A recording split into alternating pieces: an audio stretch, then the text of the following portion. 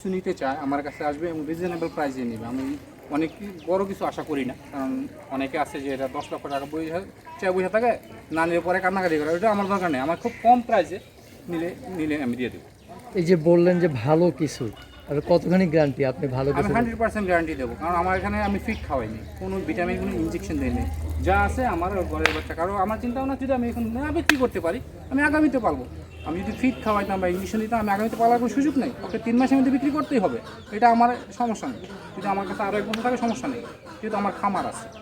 আচ্ছা, ওই হিসাব করে আমার এটা বলছি যে আমার ভালো 100%, আমি 100% গ্যারান্টি দেবো এবং প্রয়োজন লিখিত গ্যারান্টি দেবো আমি।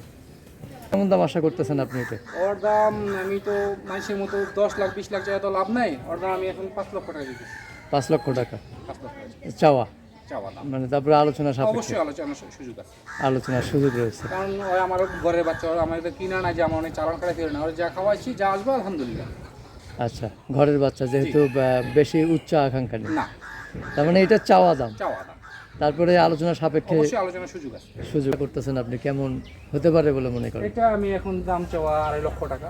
2.5 লক্ষ টাকা। সুপ্রিয় দর্শক, আসসালামু আলাইকুম। দর্শক, আপনাদেরকে প্রীতি ও শুভেচ্ছা জানাচ্ছি নতুন আরেকটি প্রতিবেদনে।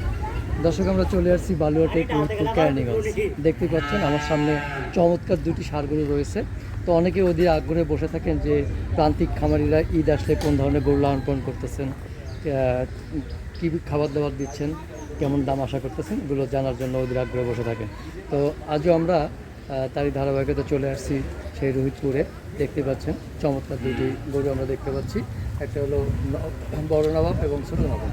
আমরা এই গরু দুটো সম্পর্কে জানবো যে কেমন ওজন হয়েছে, কী খাবার দাবার দিচ্ছেন, কীভাবে লালন পালন করতেছেন, সব বিষয় নিয়ে আমরা আলোচনা করব মেজা ভাইয়ের সাথে। দেখতে পাবেন খুবই চমৎকার দুটি গরু। তো আশা করি পুরো প্রতিবেদনটা জুড়ে আপনারা আমাদের সাথেই থাকবেন। মেজা ভাই, আসসালামু আলাইকুম। আসসালাম ভাই, কেমন আছেন? জি আলহামদুলিল্লাহ, আপনি কেমন আছেন? আলহামদুলিল্লাহ।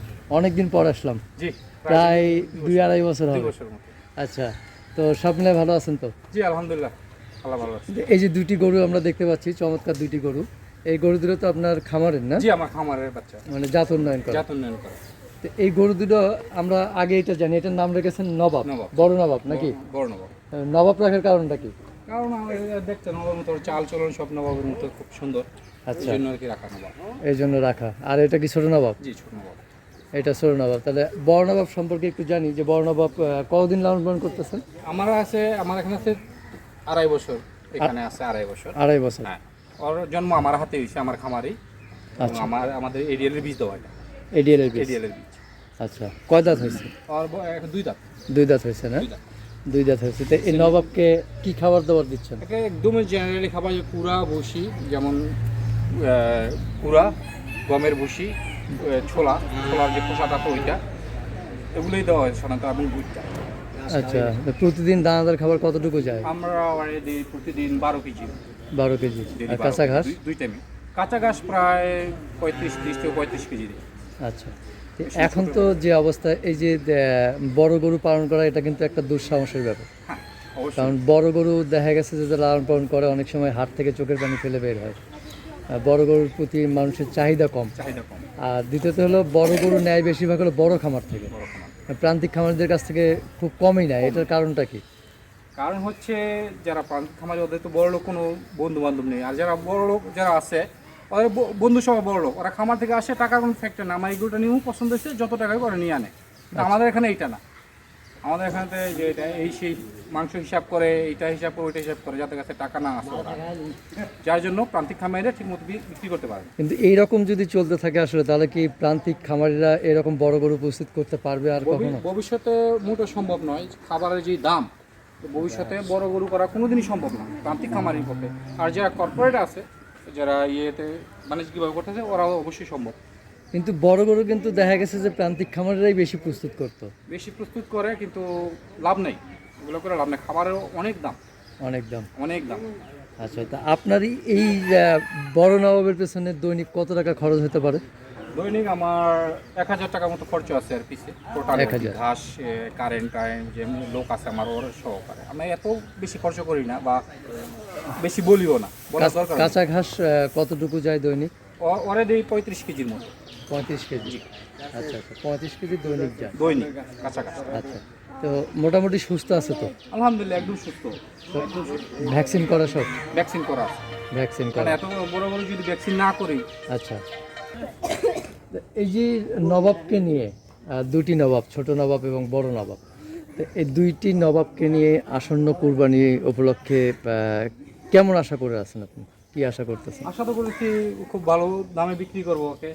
আমার বাড়ির বাচ্চা ভালো দামে বিক্রি করার আশা করতেছি। যদি কোনো ক্রেতা আসে অবশ্যই আমি দিব, রিজনেবল প্রাইসে দেবো। এমন না যে অনেক অনেক হাই দাম চাবো বা হাই বিক্রি করবো, এটা আমার দরকার নেই।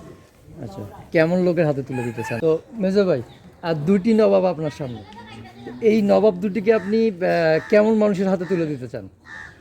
যদি কোনো হৃদয়বান ব্যক্তি আসেন যারা রিজনেবল প্রাইস এবং ভালো নিতে চান, তাহলে আমি ওনাদের কাছে তুলে দেবো। আচ্ছা, মানে যারা ভালো মনের মানুষ জি জি, বা কুরবানি দেবে, কুরবানি দেবে। ভালো মন মানসিকতার, তাদের হাতে তুলে, এমন ক্রেতা হলে ভালো নাকি? জি, এমন কথা হলো। কারণ এটা কুরবানিটা একটা ইবাদত, তার মধ্যে গণ্য হয়। হ্যাঁ হ্যাঁ, আসলে কুরবানিটা একটা ইবাদত। যদি ওই রকম নিয়ত করে না করে তাহলে কুরবানিটাও সহি হয় না। সেই আর জি। আচ্ছা, তো এই যে এখন খামারের কি অবস্থা ওভারঅল আপনার? আলহামদুলিল্লাহ ভালো আছি, খারাপ না, ভালো আছি। কিন্তু এখন তো মানুষ খামার করে লসে আছে, আপনার কি অবস্থা? না আলহামদুলিল্লাহ লস নাই এখন আমার, কারণ ওরা দুধ বিক্রি করে ওদের খাওয়াইতেছি। ওরা যে আমার বসে যে বাচ্চাগুলো বেরিয়েছে আমার কাছে, এগুলোই আমার আলহামদুলিল্লাহ লাভ। আচ্ছা, তো এই নবাবের যদি কাঙ্ক্ষিত মূল্য পান, তো ভবিষ্যতে কি আরো বড় নবাব তৈরি করবেন কি? জি ইনশাআল্লাহ, আশা তো আছে। আশা আছে? যেহেতু আমার জাত উন্নয়ন করার স্বপ্ন আছে। আচ্ছা, তো প্রিয় দর্শক, আমরা দেখতেছি দুটি নবাব এখানে। আর মেজো ভাই দীর্ঘদিন প্রবাসে ছিলেন, সে প্রবাস থেকে এসে গরু লালন পালন শুরু করেছেন। আর গরু লালন পালন করে সে এখন সফল। তা আমরা জানবো যে এই নবাব দুটি কেমন দাম আশা করতেছেন আসন্ন কুরবানি উপলক্ষে। তো মেজো ভাই, আপনার এই বড় নবাব আনুমানিক কতটুকু ওজন হতে পারে? ওজন আছে 650 প্লাস। 650? এটা আসতে 700 হবে।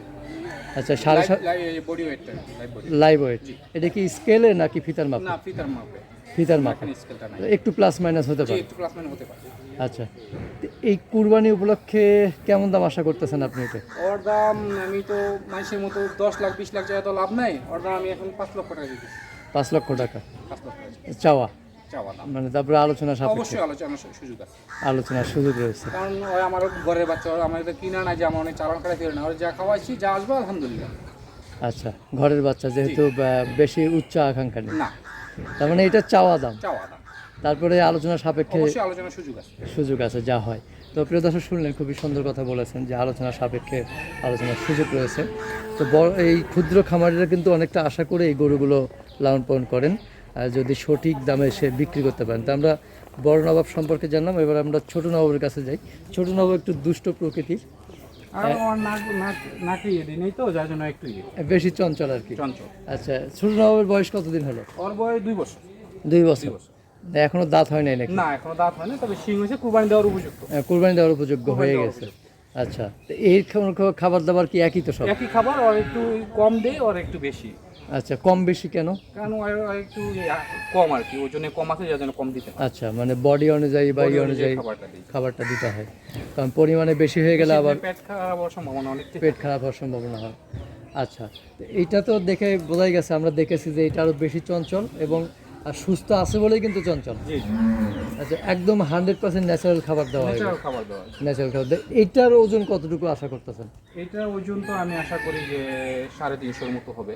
350 মতো হবে? মানে কি মাপ দেওয়া হয়েছে ফিতাতে? ফিতার মাপ। ফিতার মাপে ফিতার মাপ। 3 থেকে 350। তাহলে তো ঈদ আস্তে আস্তে 400 প্লাস তো হবে। 400 প্লাস হওয়ার সম্ভাবনা আছে। 400 প্লাস কারণ হবে। ওদের গ্রোথটা অনেক বেশি। হ্যাঁ, ওটা চাই কিন্তু ডেইলি 1 কেজি বা 1 কেজি প্লাস ওরা হয়, গ্রোথ হয়। আচ্ছা, এটার থেকে কিন্তু এটা আরো বড় হবে যদি বড় লালন হবে। পালন করেন। যেহেতু বয়স ওর কম, ওর বয়স এবং ওর মাথার শেপটা দেখুন অনেক ভালো। হ্যাঁ, মাথা শেপটা অনেক, এডিএলের 3068 ওর ফাদার, যেটা ভুল নাম্বার, মানে এডিএল এর 68, 3068 বাচ্চা। মানে 3068। জি আচ্ছা আচ্ছা, ফাদারের নাম্বারটা। এডিএল বীজের দর্শক দেখতে পাচ্ছেন, মানে মিক্স আছে, এটা ফ্রিজিয়ান বা এডিএল মিক্স আছে। এডিএলের যে ফ্রিজিয়ানে। এইটা নিয়ে কি আশা করতেছেন আপনি, কেমন হতে পারে বলে মনে করেন? এটা আমি এখন দাম চাওয়া 2.5 লক্ষ টাকা। 2.5 লক্ষ টাকা? আচ্ছা, 2.5 লক্ষ আলোচনা অবশ্যই সুযোগ আছে, এটা আমার আলোচনার চাওয়া দাম। সুযোগ রয়েছে। প্রিয় দর্শক, তারপরে যারা নেবেন ওনারা ইয়ে করে নেবেন আর কি, দাম দর করে নিতে পারবেন। আচ্ছা, তো মেজো ভাই, আপনার গ্রামে আসার ঠিকানাটা একটু বলবেন। আমার গ্রামে আসার ঠিকানা হচ্ছে, আমার বাড়ি ঢাকা কেরানীগঞ্জ, রুইতপুর ইউনিয়ন বালুয়াটেক গ্রাম। আচ্ছা, বালুয়াটেক এসে কি বলবে আসলে সহজভাবে? শাহাবুদ্দিন মেম্বারের খামার অথবা শাহাবুদ্দিন মেম্বারের বাড়ি, যেহেতু ওকে বলবে দেখিয়ে দেবে। রুইতপুরে এসে রামেরকান্দা, রুইতপুর যে কোনো জায়গা থেকে, আবদুল্লাপুর থেকে আসলেই হবে। আচ্ছা, কেউ ফোনে যোগাযোগ করতে চাইলে আমার নাম্বারটা আছে একটু বলবেন। 0188-900-4480। সব সময় ওপেন থাকে তো? সবসময় ওপেন থাকে। এটা আমার হোয়াটসঅ্যাপ, ইমো এবং নাম্বার। আচ্ছা, সর্বশেষ ক্রেতাদের উদ্দেশ্যে কোনো মেসেজ বা কিছু বলার আছে কিনা? যারা এই কুরবানি করবেন, হ্যাঁ, অবশ্যই যদি ওনারা ভালো কিছু। আচ্ছা দর্শক শুনলেন, উনি লিখিত গ্যারান্টি দেবেন। ছোট নবাবের পাগলামি শুরু হয়ে গেছে, তো আমরা শেষ করব। তো প্রিয় দর্শক, যারা এই ছোট নবাব এবং বড় নবাবকে ক্রয় করতে চান, তাহলে নাম্বার বলা থাকলো, নাম্বারে সরাসরি যোগাযোগ করবেন এবং স্ক্রিনে নাম্বার পেয়ে যাবেন। ছোটো ছেলে না? ছেলে। আচ্ছা, বাবা একটু সামনের দিকে যাও, বাবার কাছে যাও। নামটা ওই রাখছেন এটা। আচ্ছা আচ্ছা, তুমি নাম রেখেছো কি? নবাব। নবাব নাম রাখলে কেন? একটু জোরে বলো। সুন্দর লাগে তাই? ভবিষ্যতে কি বাবার মতো গরু খামারি হবে? হ্যাঁ, খামারি হবে, আসলেই খামারি হবে। আমার আব্বু খামার করছিল এটাতে অনেক আগে ছিল, তারপর আমি করছি। ইনশাআল্লাহ আমার ভবিষ্যতে আমার ছেলেও করবে, আচ্ছা এবং বড় গরু তৈরি করবে। আচ্ছা আচ্ছা, তো ঠিক আছে মেজো ভাই, ভালো থাকবেন, আবার দেখা হবে ইনশাল্লাহ। আসসালামু আলাইকুম।